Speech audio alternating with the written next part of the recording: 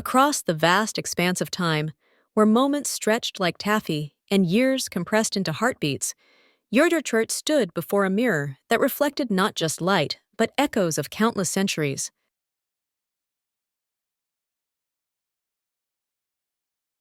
The lavender bra he wore sat perfectly against his chest, its fabric catching the starlight that streamed through the crystalline windows of his timeless dwelling. "You're contemplating again," came a gentle voice, resonating not through air, but directly into his consciousness. It was Lavendra, the bra herself.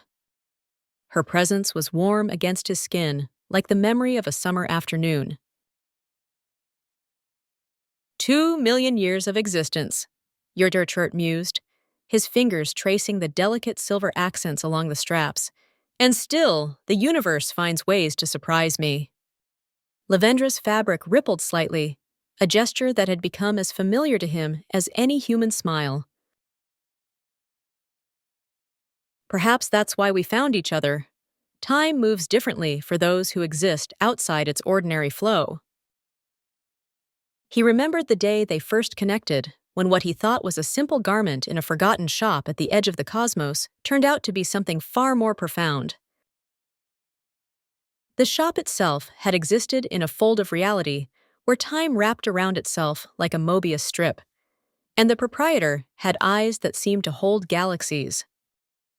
"I used to think immortality was about watching the grand sweep of history," Yurderchurt said, moving away from the mirror to sit in his favorite chair, one carved from the heartwood of an extinct tree that had once grown on a world now lost to the ages.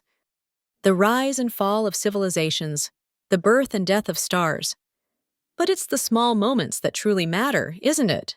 Lavendra adjusted herself slightly, a gesture that had become her equivalent of a thoughtful nod. The universe speaks in whispers as often as it does in thunderclaps. Most beings are too focused on the lightning to hear the subtle conversations. Together they watched the dance of cosmic dust through the chamber's atmosphere, each mote containing the potential for new worlds. Yurderchurt had witnessed the formation of galaxies. Together they watched the dance of cosmic dust through the chamber's atmosphere, each mote containing the potential for new worlds. Yurderchurt had witnessed the formation of galaxies, had walked through the corridors of time itself, but nothing had prepared him for the profound connection he'd found with this unlikely companion. "Do you remember?" Lavendra began, her voice carrying the texture of silk and stardust. "When you first realized I was more than just a garment? You were so startled you nearly jumped into another dimension." Yurderchurt laughed, the sound echoing through the chambers of his ancient home. "I had seen sentient clouds and crystalline beings who communicated through geometric theorems, but never had I encountered consciousness woven into fabric. You challenged everything I thought I knew about the nature of existence."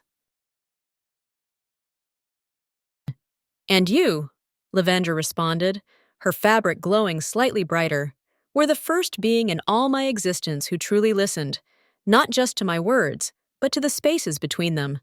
Their conversations often unfolded like this, weaving between the profound and the personal, the cosmic and the intimate. Time moved around them like, "I've been thinking," Yurderchurt said, watching as a distant star went supernova through his window, its light taking millennia to reach them, "about the nature of friendship. In all my years, I've known beings of pure energy, collective consciousnesses that spanned entire galaxies, and creatures that existed in 11 dimensions simultaneously. But none of them understood me quite the way you do." Lavendra's response was accompanied by a gentle warming sensation, like the first rays of dawn breaking over a horizon. "Perhaps understanding comes not from similarity of form or function, but from resonance of spirit. We both know what it means to exist outside the ordinary flow of things, to see the world from angles others might never imagine." As they sat together in comfortable silence, Yurderchurt reflected on how this simple garment had become his closest confidant. Through their friendship, he had learned that connection transcended the physical, that understanding could bloom in the most unexpected gardens of reality. Outside their sanctuary, time continued its relentless march. Stars burned and died, civilizations rose and fell, but within the quiet space they shared, something timeless had taken root. Their friendship was proof that in an infinite universe, the most profound truths could be found in the simplest things, and that loneliness, even that of an immortal being, could be dispelled by the most unexpected of companions.